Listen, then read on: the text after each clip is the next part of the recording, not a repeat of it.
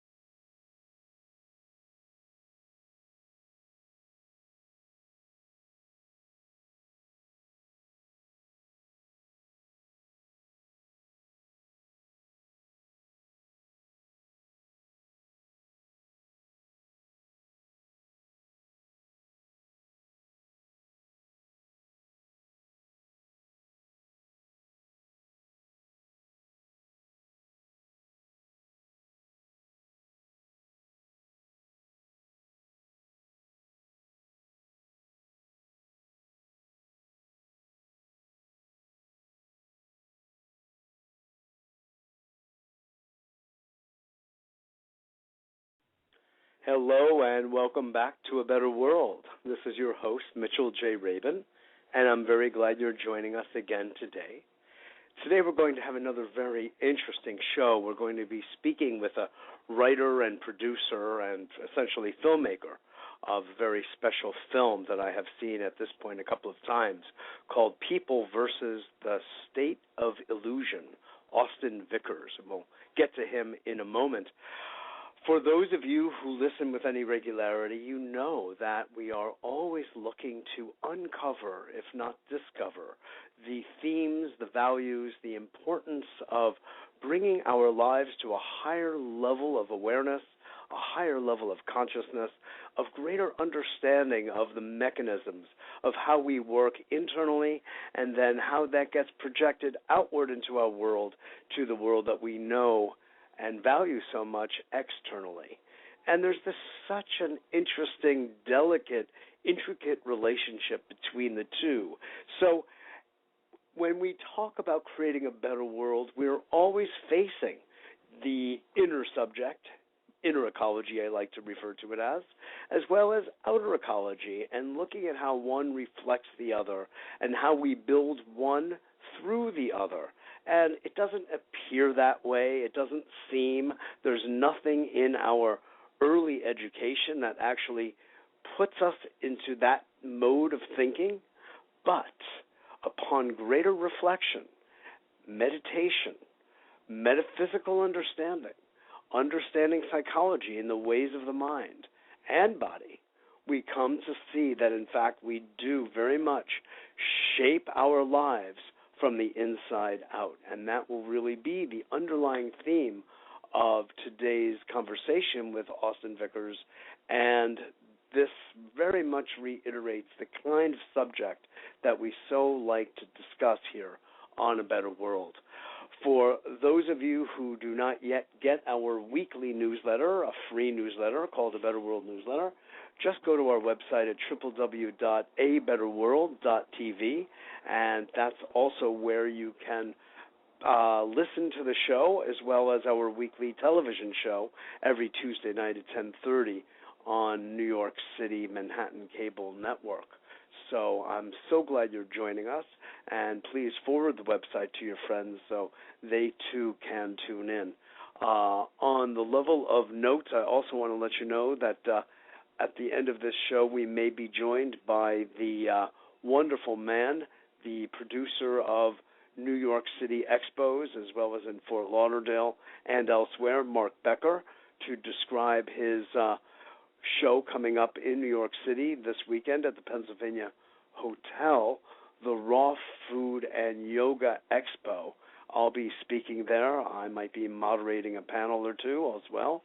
So please go to our website where we have all of this listed, and you can learn more about it. And if Mark joins us, you'll learn more from the horse's mouth. Okay. So a couple of words about this film will be the subject of today's show. People versus the State of Illusion is called a compelling exploration into the power and science of our imagination. Several people had some very nice comments about it. For instance, want to change your life? This movie might inspire you. I think it's a little mild. I think it will inspire you. That was from Scientific American, but they're scientists. They need to be a little conservative, I guess. A little less conservative and definitely pungent is the Huffington Post, who said an enlightening film, and the real critic called it a must-see. And I would agree with all of that, as well as the New Consciousness Review, who said you will want to see it multiple times.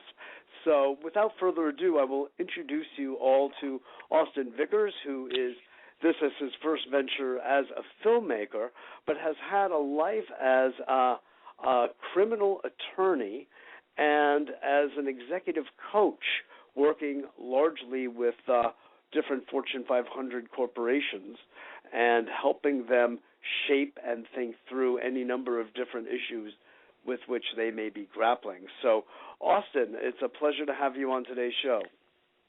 Hi, Mitchell. Thank you very much for having me here. It's a pleasure to be on the show and get to talk about imagination. It's my favorite subject.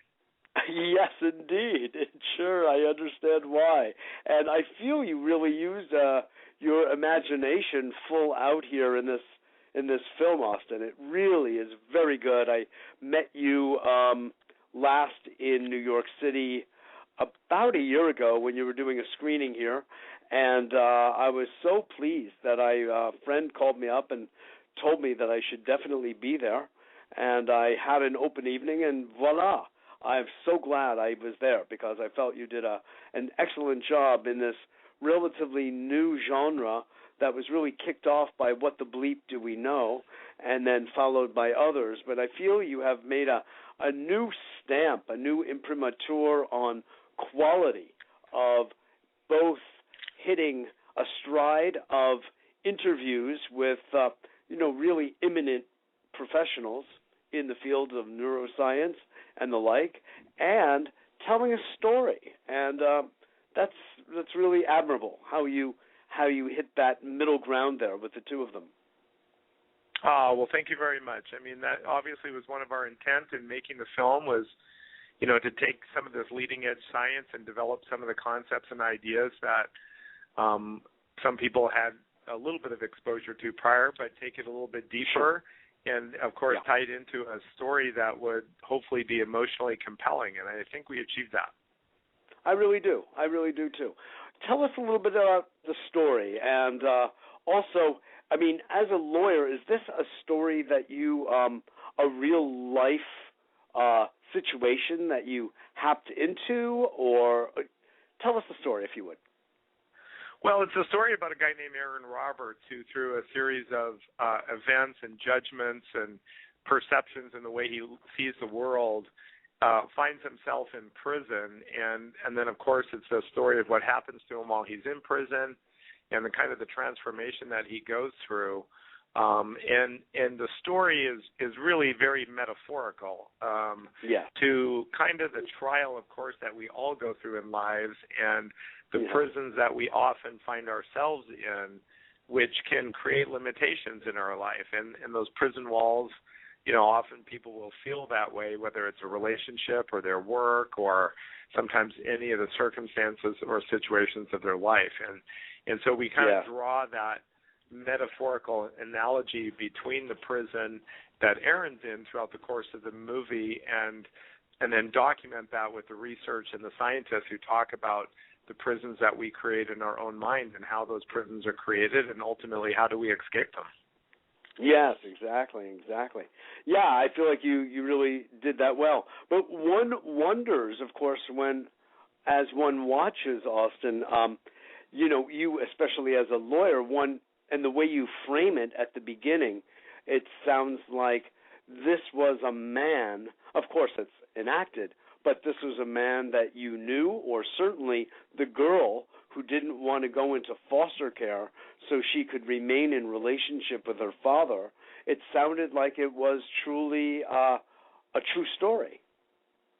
Well, one of the reasons, I built the film in the way that I did is because in my work with people over the last 15 years, what I've always noticed is that people have a very difficult time self-analyzing and looking at their own issues. I mean, our egos are very clever, and our egos build these very elaborate defenses that help to obscure some of our patterns and our issues, and then, of course, keep us locked into these personas and the stories that we have about ourselves. Yeah. So one of the techniques I've always used in working with people or organizations is to help them identify those issues by externalizing the issue. Rather than asking somebody, what's an issue that you struggle with, I might ask them the question, well, what's a characteristic or behavior of a person that, bothers you or creates an emotional response in you that you've seen show up in your life consistently since you were kind of born? And whatever that issue is that people identify externally is usually always an issue that they're dealing with themselves. But by asking them a question in an external way, it allows them to identify it without having the ego feel threatened at that point. I mean, we obviously take it a little deeper and ultimately tie it back to them. But at least in diagnosing some of the issues, that's a really effective technique. And I wanted to use that technique in the film as well. So the characters of the film are very metaphorical to the kinds of roles that we play. And, for example, a little girl, her name is Hope. And, of course, that's just, for me, a way of symbolizing how I view hope. It's very fragile, like a young girl is, that needs to be protected and nurtured. Yes. And I look at hope exactly the same way, that if we aren't careful with hope, and we don't nurture our hope and put hope in an environment where it is safe and can be pursued, then often many of us find our hopes diminished, and then a whole host of problems can occur as a result of that. Yes, indeed.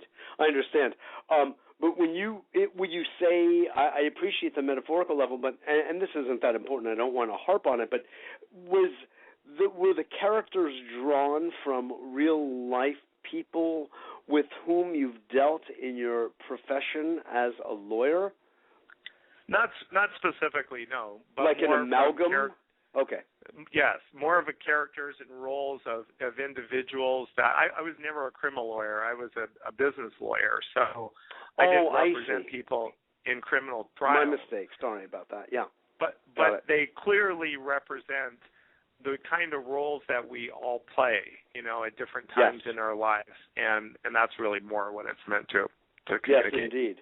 Well, it really does, and you have a stellar group of people, several of whom I know quite well and have interviewed and been friendly with, such as Dr. Joe Dispenza and Debbie Ford. I've also known quite well, and I just love this group of people that you've had on. Brenda Dunn of Princeton, with Dr. Robert John. I mean, you are really uncovering some really interesting perspectives.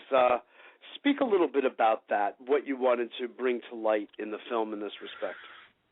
Well, I was trying to do two things. One, I wanted to include people in the film who had all touched me in one shape or form or another, their work, or I'd read their books, or so I literally and specifically chose people with whom I'd had a personal experience, and my life had been influenced by their work. And then secondly, I wanted to bring really some of the leading experts from different fields of study. So, for example, you mentioned Brenda and Robert John. I'm real pioneers in the world of physics. I mean, Robert John was essentially the guy who put rocket ships on the moon for NASA. So a real heavyweight as former dean of engineering at Princeton University in the world of physics. Candace Pert, former chief of neuroscience with the National Institute of Health. And one of the foremost medical researchers in the country. Author of The Molecules of Emotion, which I love. Yeah. Exactly. Yeah, great book. And so her and Joe Dispenza both speak and teach extensively in the fields of neuroscience. Dr. Thomas Moore from the world of psychology, probably one of the most preeminent psychotherapists in the country. His book, Care of the Soul, was number one on the New York Times bestseller list for close to 2 years. He's written 20-plus books in the area of psychology and culture and the arts. So, Debbie Ford is a leader in emotional intelligence and emotional awareness. So the list kind of goes on and on. Peter Senge from the world of business wrote one of the best-selling MIT books of all time. Yeah, MIT professor. So, I really tried to find a nice cross-section of experts, all from a number of different fields of study that would all really speak to the subject in an informative and substantive way. Yes, well, I really feel like you again hit that note. It's becoming quite an orchestration. I'd love to dig in, Austin, to some of the content of the film, and you make a striking comment at the beginning by quoting the statistic that more people die from suicide than from all of the armed conflicts in the world. That's a very powerful statement.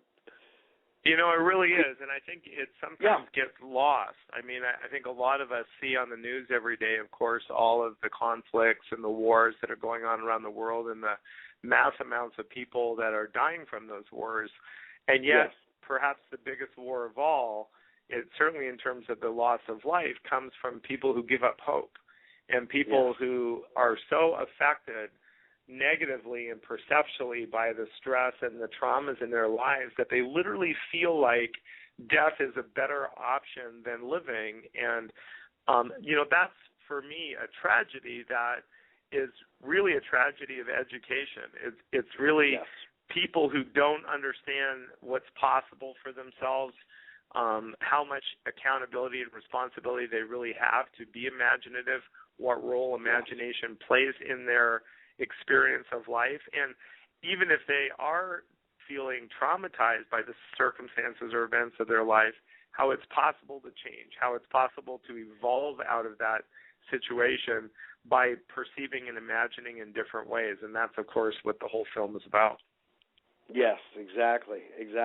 Sure, no, I agree with you. It really all pivots on education, both later, and I would even love to say if we could get this kind of education, psychological, emotional education, where, the great work of emotional intelligence has given us such a gift of expanding our fixation on the IQ as the only measure of intelligence. It couldn't be further from the truth.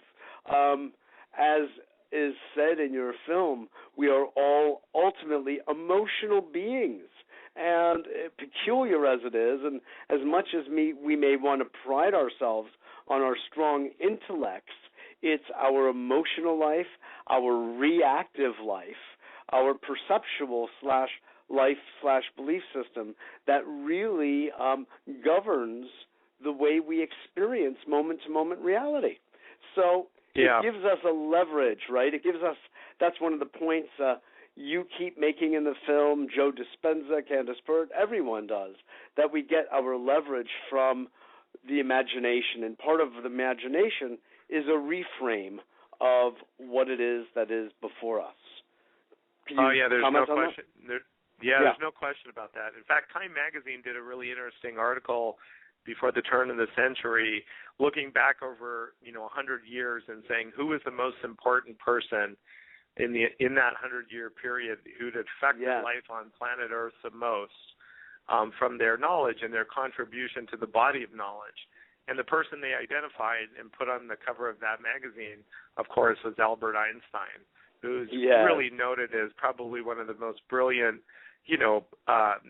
bastions of knowledge that this planet has ever had. And yet, even by his own words, he's often quoted as saying, imagination is more important than knowledge. And that's because he understood the role that imagination plays in everything, in our day-to-day existence. I mean, we grossly underestimate what we're imagining. We think everything that we experience and see around us is a function of observation, and it's largely not. It's mostly a function of imagination. Yes, exactly. And one of the segments that you bring forward in the film, which I would love to share with our audience, and maybe you can go on about it, is the two scientific experiments which show not only the power of the mind and the power of imagination, but the way our minds actually interact with the inanimate world around us, even such things as computers and machines. And I think that's just utterly brilliant science. And one of the things that Einstein showed us all is the role of imagination in science. So, I'd love to hear there's your no on that. question.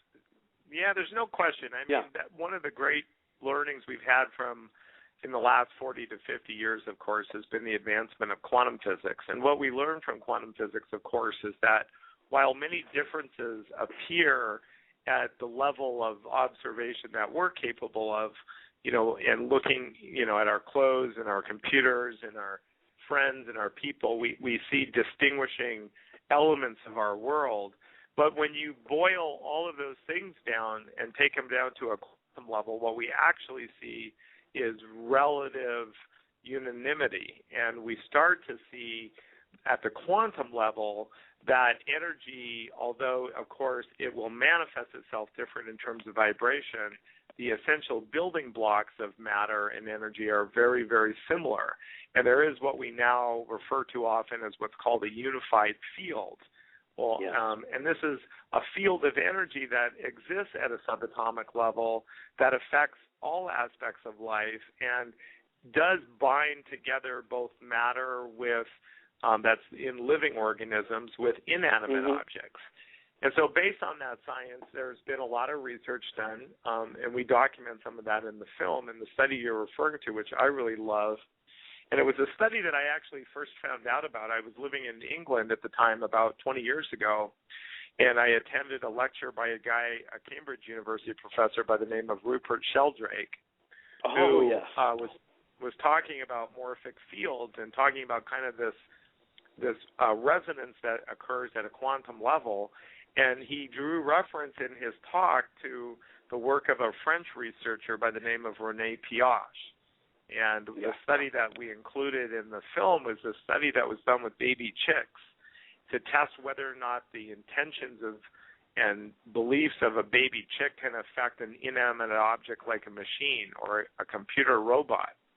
And so he built this test study for showing this, which we document in the film, and proved that, in fact, baby chicks, the intention of baby chicks to be close to something that they believe that it's its mother, will actually affect the movements of a random movement generator that's buried into a robot. And what's so fascinating about that study, I think, of course, is that baby chicks don't even know they're in a research study. They're just operating from this fundamental emotional response of wanting to be close to their mother, and because of that deep-seated intention and belief and emotional response, it was shown to affect the random movements, basically causing a random movement generator to move non-randomly. Well, and to move closer to the chicks that were creating a resonance field, or, of course, as Sheldrake would call it, a morphogenetic field, around the machine that it was perceiving as its mother. Yes. But it's awesome. It's awesome. So, when people get into their cars, for instance, and the car doesn't start, they can now, after reviewing the science, have a sense that if they think differently, they might actually be able to influence the nature of the car starting. Yeah, but one of the things that we talk about, and it brings up a really important point, because I think a lot of people, for example, saw a film like The Secret and said, I've set an intention to find that parking spot or to have a check show up in my mailbox or to affect my computer, and nothing happens. Yeah, so I don't really believe in this whole law of attraction stuff. And, as I watched that film and have talked to audiences for the last couple of years, what has become very apparent to me is that there's a deep misunderstanding around the science on this subject. And people think that it's conditioned only upon your intention. but it's really not. I mean, one of the things that the chick experiment shows us, it's not just the fact that these baby chicks had an intention to be by their mother. They had a deep emotionally held belief that the robot was its mother. And as a result, their intention was a reflection of a deeper seated belief. And the combination of those two things is what caused the effect on the machines. If somebody has an intention, for example, to be positive in their life, it's often because they have a mountain of negativity that lies below it, and they're using that intention as a way of grappling with or kind of dealing with that negativity. And so one of the things that I always, tell people is, look, it matters why you have the intention. The intention is one thing, but we need to understand, why do you have that intention? And for example, if you set an intention to get $100,000 because you feel like your life you can't move forward with the minimal amount of money that you have, or that you, in order to have your dreams come true, you need $100,000, then your belief system isn't founded in abundance. It's actually founded in a lack of abundance. And that belief that you lack abundance and that you don't have already in your life everything that you need is going to be a much more powerful effect on the environment around you than the simple intention that you may have to, affect your car or affect the computer, if you don't truly believe that those things are even possible. And so it's very, very important for people to educate themselves as to those possibilities, and then really question the nature of their beliefs and get to a point where they fully, have an alignment between their founding beliefs and the intentions that they set for themselves. Yes.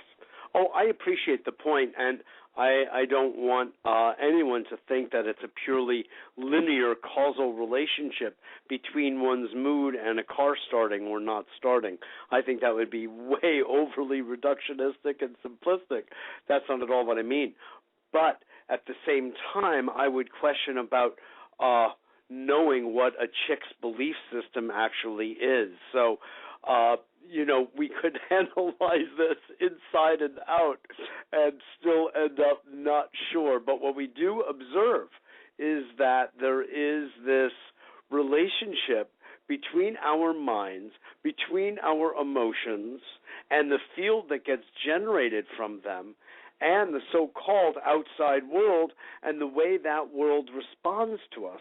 I mean, after all, it's part of Heisenberg's principle in quantum physics about the observer affecting the observed. So this is considered utterly fundamental quantum mechanics. It's not, while I am not a big fan of The Secret, I think that it also articulates just a little way too simple-mindedly this notion of the law of attraction, but there's also the law of repulsion, and there's also an entire subconscious reality, which I feel you were referring to.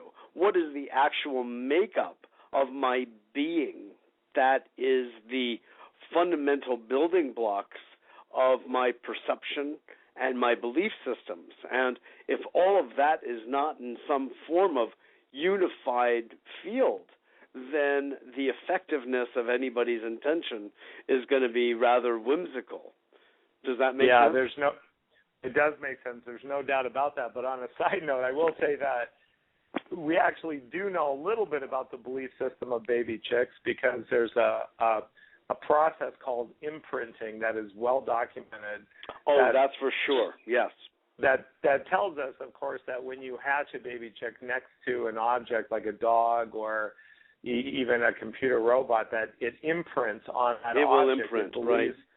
It believes that object is its mother. And so, and that's been documented by a lot of research that shows the behavior of baby chicks that are in alignment with that belief. So that's why we know, for example, that the intention to be close to its mother that was done in the experiment is in alignment with its fundamental belief that object is its mother, and therefore we see the effect.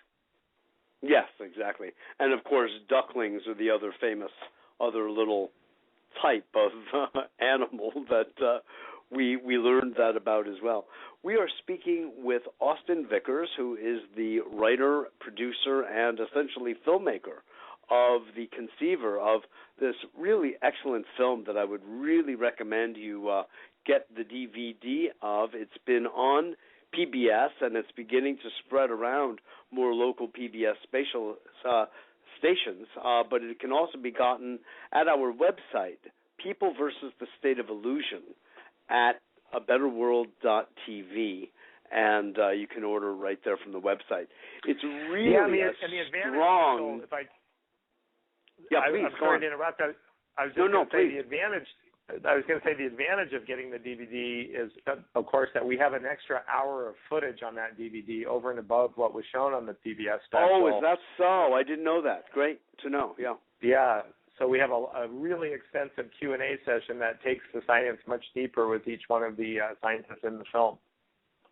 And, you know, there's another piece to it, Austin, which is that I've seen this film now 3 times, and I believe that it is in my future, and I have the hope that I will be seeing it again and showing it to people, because it really packs a punch in terms of the quality of the speakers, the science, and the narrative. It's really, I was really studying it last night in preparation for our interview today, and I got to say, I really feel like it was very well thought through and very well pieced together. So unlike a lot of these talking heads films and documentaries, which, by the way, I think are generally great, do tend to get a little repetitive. And you call it a docudrama, the narrative part of it really engages the viewer. It really is a story that does need to be told, and you really tell it well, surrounded by the science that sort of buttresses it.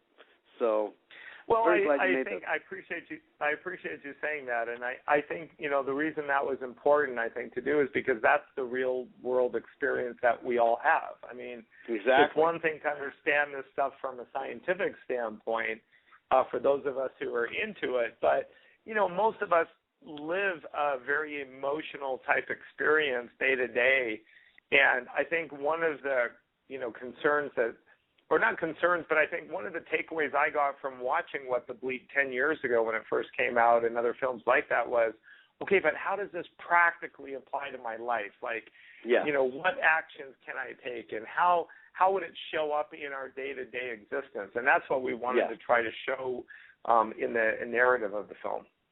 Yes. And I believe you did. You know, the interactions for you folks who have not yet seen it, but I trust will. You know, Aaron Roberts is in jail. He's very much a very regular person. I don't know if he's a computer programmer or something of that sort, and a single dad, and finds himself in this unbelievably difficult situation where he essentially is put into jail, and as a result, he's losing his lovely 10 or 11-year-old daughter, and he's locked up for something very serious, a criminal offense, and he's staring at 4 walls. And I don't want to go into it too much, but he develops relationships with a couple of the folks in the prison, and they become mirrors for him to begin to see. I mean, one way of putting it, especially since I just had my dear friend Bruce Lipton on the show very recently, who just wrote a book, Austin, called The Honeymoon Effect, The Science of Creating Heaven on Earth. And I saw that. You saw that, yeah. And you could say that one of the people that he starts dealing with is showing him the hell, and the other is reflecting back the potential of heaven. And so I feel like, right, you did that very artfully. I'd love to hear you talk about one of the things that you know, a point you're making, and you were making again just about the chick's science. I mean, in some way, our psychology isn't, and our imprinting of our own nervous system isn't that different from chicks. And so could you talk a little bit about what you've learned on your journey about the imprinting of our nervous system and our mind, our psyches, early on, and how malleable is it, with our notions of neuroplasticity and the like, as time goes on? Well, I mean, we've learned a great deal, especially in the last 10 years, and of course, Bruce Lipton is great. He's contributed a lot to epigenetics and a lot of what we're learning today in terms of neurobiology. But when I was growing up as a kid, our parents often said, don't you dare smoke pot, or because you're born with a certain amount of brain cells and that's it. And once you die, that's once you've used them up, that's kind of the end of the road for you. That's your allotment. Exactly. And of course, it did a very effective job on some of us, scaring us into, avoiding those kinds of behaviors. But we know that's not true today. I mean, the brain is extremely malleable. Although, of course, when we're born and we inherit genetic neural network from our parents, from the day that we're born and raised. And maybe in a cruel trick of nature, we get socialized in that very same dysfunctional environment for the next 20 years of our lives just to make sure those patterns are really hardwired. But I like to joke with people, there's an old saying, whenever you're feeling enlightened, go spend 2 weeks with your family, because exactly. They have a tendency to really trigger many of our issues. But look, the good news is twofold. One, we certainly have the way and the ability to make our way out of it. We certainly know that's possible. But I think one of the hard parts for people to grasp is that it really takes an effort. The example I always use, it's like playing the violin. If I called on most people in an audience watching my film to come up to the center of the stage and I put a violin in their hand and I said, play the violin for everybody. What most people would experience, of course, who've never played a violin before, is they would feel a great amount of anxiety and discomfort, because neurologically what would be going on is that the brain wouldn't know what to do. It doesn't have a neural network formed for playing the violin. It's new territory. And so there's nothing going on inside that human's brain that allows it to very easily pick up and hold the violin and know how to hold the violin and how to play the bow on it. And so when a brain is kind of adventuring into new territory, anxiety and discomfort are actually some of the earmarks of the emotional response to that brain going into new ground. And yet, for many of us, that causes us to want to shy away from the behavior. But if we will work past that and deal with those feelings of pain and anxiety and discomfort, and of course practice the behavior, then we know that, after a couple of years, the person could get kind of proficient about it. After 5 years, they might even be able to perform locally. And if they continue it for 10 years, they can actually become a master of that new behavior of playing the violin. Well, the exact same thing is true of any kind of pattern of thinking that we want to embark on. So even if we've mastered guilt in our lives, or we've become a master of suffering or anxiety or fear, if we learn to establish new patterns of thinking and we are willing to be patient and make our way through the anxiety and the discomfort that comes from that new way of thinking, and we're willing to habituate the practice for a long period of time, we can make our way out of this stuff. And you can literally see a reorganization of the neural network in a brain under a microscope, and that's been documented. So to that, we talk about extensively in the film, and I think that's one of the reasons why we, at least, or I draw the conclusion, there's an enormous amount of hope in the idea that our brains our perceptions are subject to reprogramming through, perceptual changes. Yes, exactly. Very important, very important. Otherwise, when you talk about hope, what hope would there be? I mean, one of the things that, Bruce Lipton helps to highlight is the the fallacy of the Genome Project, actually, which gives you this notion of a genetic destiny.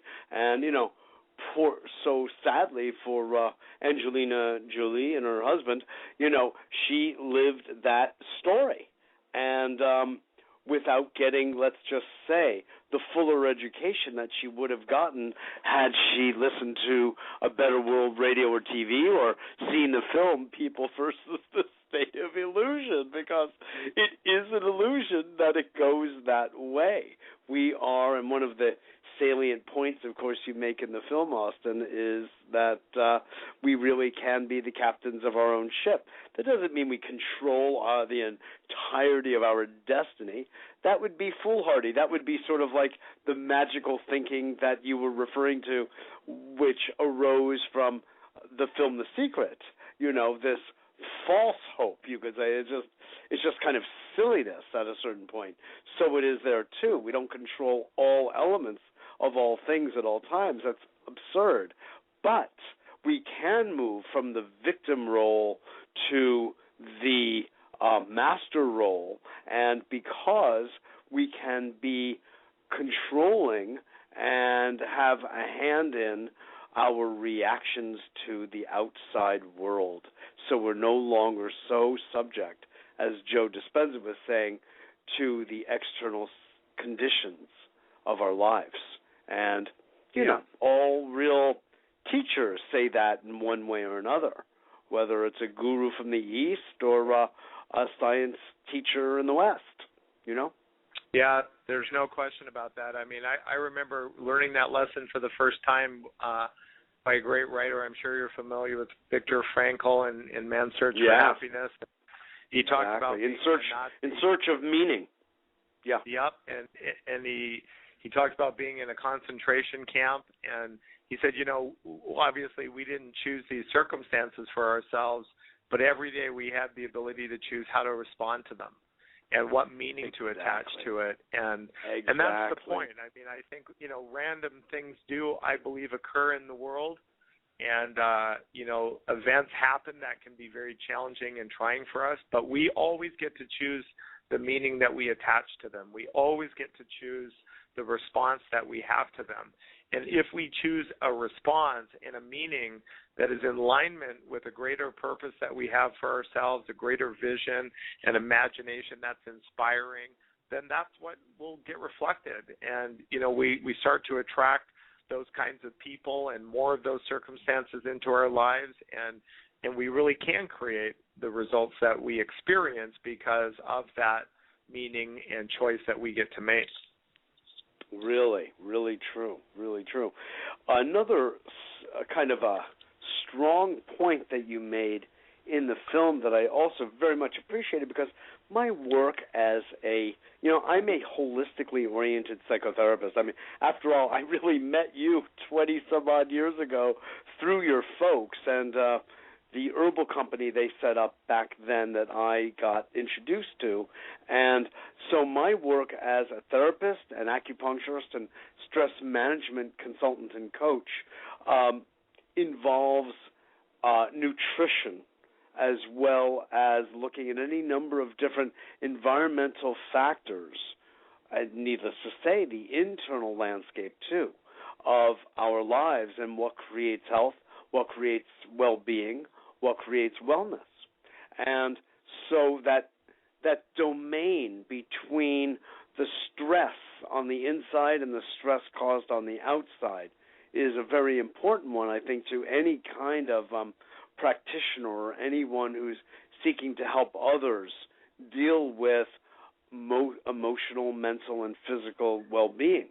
And your point that 50% of, and maybe you can help me with this, I'm trying to decipher my own difficult Greek-looking handwriting, 50% of deaths are due, I think the APA said this, the American Psychological Association, due to social and behavioral problems related to stress. Yeah, they actually went back and analyzed the death certificates of every human being that has died in the United States over the last 100 years. And really?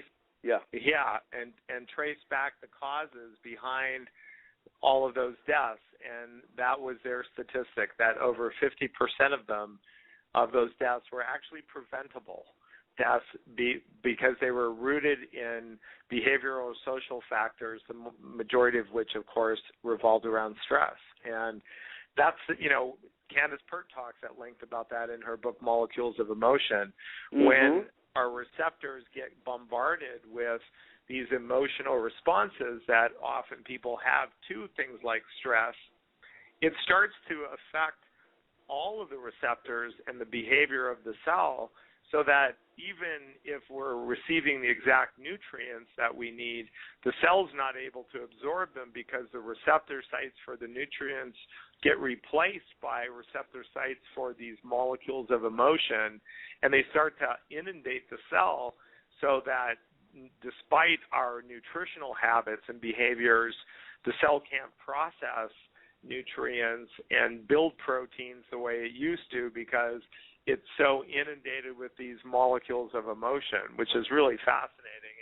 And I think it reiterates your point, which is not only do we have to care about our nutrients and nutrition, but boy, if we're not taking care of our emotional health and our psychological health, then we're going to be in trouble. You got it. I'm writing an article now for the Huffington Post, which is on the subject of the medicalization of our society. And everyone has, one type of disease or another, and they almost boast it like it's a banner of some strange sort, Certainly for me, who grew up without dealing with doctors at all, and I continued that through my entire adult life. And I don't even as a practicing therapist and coach and acupuncturist, I never really learned the medical nomenclature because I felt I don't even want to know it. It sounds funny, but there's a part of me that knows that people from different parts of the world, different indigenous groups, different tribes, etc., don't even know what we're talking about when we talk about different kinds of cancer, for instance, or arthritis. They don't have heart disease. They don't know them. They don't have them because, number one, they don't have the stress that we have. Whatever stress they have, and they've got stress. I mean, having to, hunt for food and the like, that has its own stress. But there's a way of dealing with it that is outside of our kind of concrete urban jungle in which we were raised in one way or another. Even just the media, even if we live on a farm, but we watch, Sex in the City, we get our nose stuck into this kind of medicalized life where people are suffering like mad. And so it's very powerful, that point you raise in the film, quoting the APA's work in this regard. It gives us way more leverage over what's possible and our dealing with what are considered, life-threatening disease with our mind and our commitment and our discipline and our willingness to work with ourselves and our own sense of self-love, compassion, gentleness, self-respect. All, by the way, are points that you really raise well in the film. So thank you. I appreciate that. Yeah, and it's it's interesting because, as you note, I mean, one of the an area that I think reinforces what you just discussed and stated is I've done a little research around MPD patients, people who have multiple personality disorders.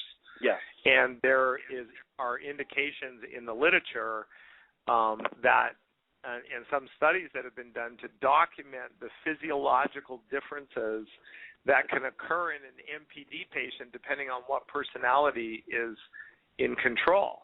Yes. And things like visual acuity. One personality needs glasses and another one doesn't, or one personality needs diabetes and another one doesn't, or there was a case reported where one woman had 3 menstrual periods, one for each one of her different, personality types. Yes, and what's yes, fascinating me about that research and the study is that it's the same physiological person. The only difference is their psychological viewpoint in terms of how they're seeing themselves, which of course is different for each personality. But based on that perception, there are great differences that can occur in terms of our anatomy and our physiology.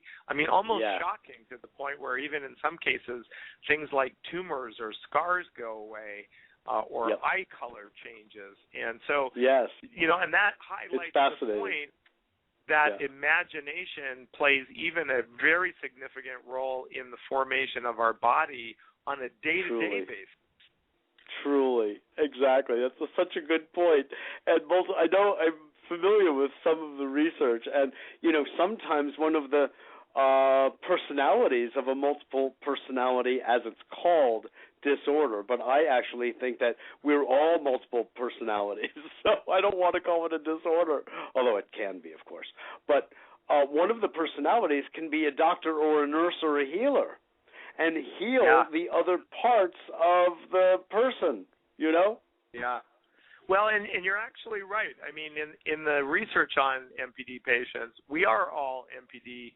We all essentially have that condition. The only difference is either by genetics or accident, there's a mechanism in the brain that allows the transition between personalities to be conscious or not. And with most of us, that is intact. And so we're conscious when our personalities change and we go into different moods. But in an MPD patient, because of birth defect or accident, they lose that transition, and therefore that's what causes the quote-unquote disorder. Yes, exactly. Or the name of the pathology, definitely. Well, anyway, listen, Austin Vickers, I want to just thank you for being a guest on our show today and for doing this great work that you've done. I feel it's a real gift to people, this film, People versus, and I love the name, by the way, especially you as a lawyer as well, People versus the State of Illusion. I really think that's very clever. I really liked it from the beginning. It really brings us into the courtroom, but also goes, whoa, wait a minute, let's look at illusion there and everywhere else. So thank you very much for being with us today. Thank you, Mitchell. Thank you for having me on the show. This has been a great conversation, man. It's always a pleasure. Getting to talk to you and having a conversation like this is a highlight of the week for sure. I'm so glad. Give us your website. And then I live on the beach here in Long Beach. Yeah, I live on the beach. My website is www.austinvickers.com. Okay, great. And we do have your video on our website, abetterworld.tv, so any of you who are listening, do go and check this out.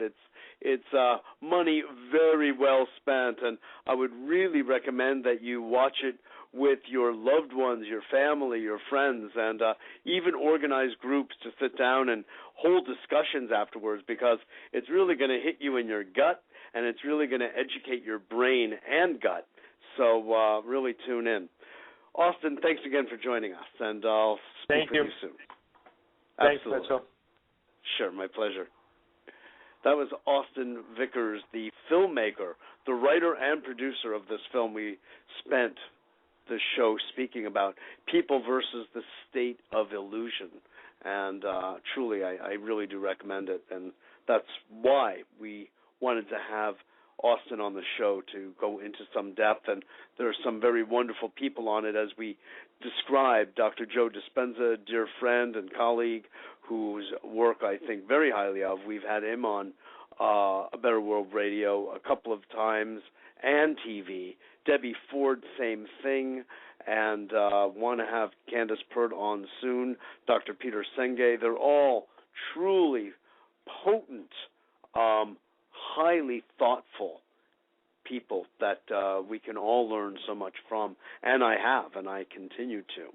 So with that said, I want to now introduce you all to another dear friend of mine. His name is Mark Becker, who is the producer of the well-known and renowned expos in New York, from the New York New Life Expo, also held in Fort Lauderdale, both in each place twice a year, as well as this weekend. Mark Becker, are you there? I am here. How are you? I am fine, thanks. Welcome to a better world, my dear friend. Well, thank you. I don't know of a volunteer absolutely. meeting. Hold on, say hello. Hello? I don't know who you are putting on, but I'd rather speak with you. I know. That was my volunteer meeting. My volunteers. Okay, very good. Glad to hear that you've got many of them, because you'll need them, because there will be many people at your event. Tell us a little bit about it. Well, it's beautiful. I mean, you know, we've been doing the New Life Expo since 1990, and Yes. this is the New Life Yoga and Raw Food Expo, which is even more health-oriented. And just Yes. whoever comes will meet thousands of people that are into what they're into, you know, like-minded people, you know, showing people how to raise their consciousness, how to meet their maximum potential, how to open up their mind to all possibilities in the health, spiritual, and yoga world.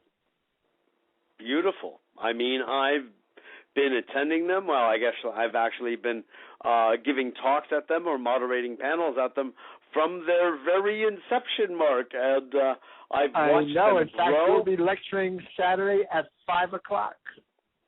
That's correct. That's correct. And I'm very excited about it. I'm lecturing about holism in one's daily life and understanding the mind-body connection. And you always have these great panels on raw food, on live food, on nutrition, and helping people. And which panel are you moderating, by the way? I don't know. The only one I'm actually thinking I'm available for is 4 o'clock on Saturday, Mark. 4 o'clock Why don't on I Saturday. start it Which and one you'll is that? take over? What's that? The 4 o'clock on Saturday. With Victoras Kovinskis, Oh, Dr. nutrition Robert panel. Sorge? Yes. Yes. I couldn't do Friday because I'm going to be out of town. But if I started at the one at 4, you can pick up on it when I go to lecture. On Sunday? I'm not going to be around. I don't know if I'm going to be around. Well, let me tell everybody. First of all, the expo is this weekend, Friday, Saturday, and Sunday, and it's at the Hotel Pennsylvania. Everybody, the Hotel Pennsylvania not at is the in New New York Yorker. City. Not at the New Yorker. For those of you who Right. know, yes. It's not at the Hotel New Yorker. It's at the Hotel Pennsylvania, which is 33rd and 7th. So it's 401 7th Avenue. Yes. And, you know, it's all day Friday from 4 to 10, Saturday from 10 to 9, Sunday from 11 to 8.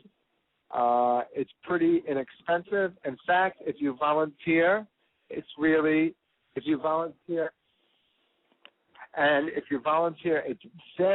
inexpensive because you can come in for free.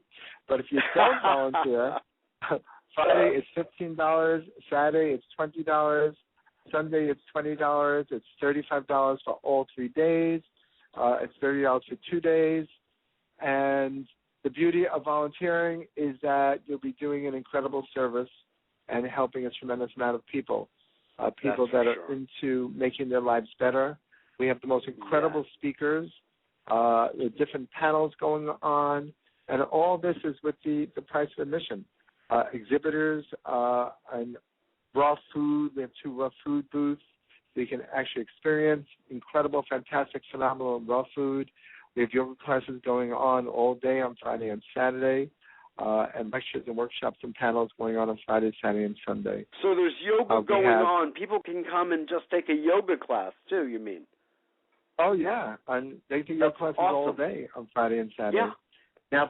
Now pre-registration is closed, but I think it is still open online. So if people go to newlifeexpo.com, which is www.newlifeexpo, newlifeexpo.com, you can probably still register online tonight and get the savings, the discount. Yeah. Right, exactly. Yeah, and if they want to volunteer, Mark, where do they go? Who do they call? Well, first call us at the New Life office, which is 516-897-0900. 516-897-0900. And you can call and do that. You can email us. You can email me at Mark, M-A-R-K, at newlifemag.com, like New Life Magazine. Online at thenewlifeexpo.com, you can see the whole brochure, who's speaking, what times, what's going on. On Friday night, also, we have an incredible solstice concert. So it's going to be live music, and we're going to celebrate solstice. So at the end of Friday, you can dance, you can have fun. Beautiful. It's just a happening. The whole weekend is happening. And it's a happening, man. It's a happening. You are there, darling. Yes, I am. Everybody, if you haven't seen Mitchell Rabin in person, you should come see Mitchell Rabin in person. For that alone, you should come to the New Life Expo. Actually, I'll be doing a yoga class for everybody. It could be for yoga teachers learning how to be a better yoga teacher. It could be for a beginner learning how to be a yogi or yogini. So I'll be doing that sometime this weekend. So you have to come and figure out when. No, I guess I know. I'm gonna be doing it a Saturday at 1. So I'll be there a little bit before you. Right. Yeah. Right. Mark, you do the best expos that can be found anywhere. They are. Thank you. You know, it's part of my life. I know. Yeah. People come together. It's truly a celebration. Old friends, new friends. People meet, and it's almost its own dating service, for crying out loud, as well. I know. People have actually done. They actually have met their husbands there. They met their wives there. It's true. You know, I walk through Manhattan, and people come over and say, "Oh, thank you for the expo. It changed my life." And thank you. I met my husband. I met my wife. Yeah. That's right. It's really true. Business contacts and food that's amazing, and products among some of the exhibitors that are, you don't we have find great elsewhere. And great lectures. Yeah, and really and more important, you're going to get a lot of information. It's like a smorgasbord of health and information on how to make yourself a better person and how to be healthier. Exactly. Mark, it's a real gift to our planet, our city, and planet in general. I really appreciate the hard work. Thank you. And I appreciate you having me on. I have to go back to the volunteer meeting. Absolutely. I really do appreciate it. Good luck. And thank you. And again, it's 516-897-0900. It's newlifeexpo.com. You can actually just come to the Hotel Pennsylvania, 401 7th Avenue, sleep over for 3 days, meet friends, new friends that you'll probably have forever. That's right. That's beautiful. Mark, thanks so much for joining us. I wanted to let everybody know, our whole audience, about what you're doing this weekend. That. You got it, friend. I'll see you later. Soon. Take care, brother. I'll see you soon. Okay, great. Bye-bye now. That was Mark Becker, dear friend, long time, who has really been doing these expos, and he's brought them to another level. It's really, really a wonderful alchemy that occurs at these things, literally 4 times a year at this point, 3 or 4 times a year, and we always have a lot of fun. And yes, I am going to be giving a talk at 5 o'clock in Penn North at the Pennsylvania Hotel, 5 o'clock on Saturday. So please join us. This is Mitchell J. Rabin. Thanks again for joining me here. I love all of you. We have a growing base of listeners from the United States, from New York, from around the world. It's very exciting, and I so appreciate your attention. And do get our newsletter, abetterworld.tv, because that will also clue you into who's going to be on the show next, when I'm having guests, that is, and sometimes you are the guest. Sometimes I just want to talk directly with you, the listener, as well as who we have on our TV show. We had last night Saniel Bonder of Waking Down Mutuality and the Human Sun Institute. Brilliant man, author of Ultimaya 1.0. Oh, my God. Some interesting metaphysical sci-fi novel that you should definitely pick up. We have all of that at our website, betterworld.tv, where you can also purchase portable, handheld water filters. Give up buying bottled water, folks. Be done with it. Say goodbye to feeding the landfill sites across the planet with plastic. We have the solution, and it's right on our website. It's a $30 water filter built into a plastic bottle, but high quality plastic that you will carry around with you for life and have your own high quality filtered water at your bidding. So again, this is Mitchell J. Rabin for A Better World. Thanks so much for joining us. Next week we'll be having on Eric Pearl of The Reconnection. If you haven't heard Eric speak, this is a chance. Please do it. And know that we have 3 interviews with him on DVD at our Amazon store that you can access by clicking store at that same website, abetterworld.tv. And we'll be interviewing him with his co-author of his latest book called Solomon Speaks. Oh, you do not want to miss that. So again, this weekend, the expo, the Raw Food and Yoga Expo at the Pennsylvania Hotel. If you can make your way to New York City, please do. And if you want to volunteer, Mark has opened up the gates for free. And I'll be speaking at 5 on Saturday and probably moderating a nutritional panel at 4. On that note, thanks again for joining me, and I look forward to seeing you all next week. Listen to Mozart as we say goodnight.